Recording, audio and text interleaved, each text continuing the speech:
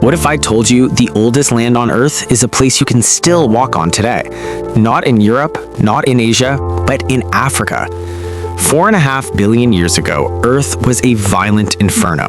Volcanoes erupted endlessly, asteroids rained from space, and the surface of the planet was nothing but molten rock. There were no oceans, no continents, and certainly no life. But deep beneath that chaos, something extraordinary was happening. The first pieces of solid land were forming, and many of those ancient rocks still exist today in southern Africa.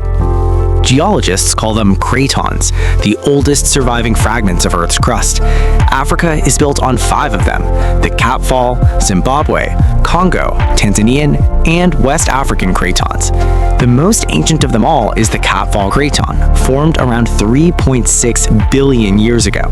That means these rocks were already ancient when much of the planet was still forming. For billions of years, these pieces drifted across the planet like giant puzzle pieces.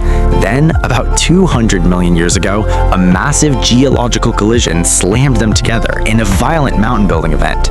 This formed the foundation of the continent we now call Africa. But Africa wasn't alone. At the time, it sat at the center of a gigantic supercontinent called Gondwana, connected to South America, India, Antarctica, and Australia.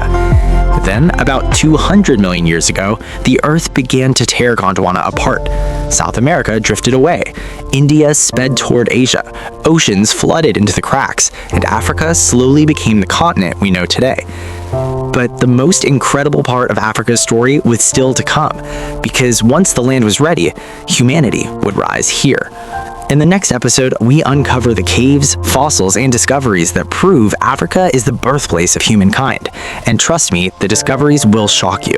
So make sure you subscribe and keep watching, because the story of Africa is only just beginning.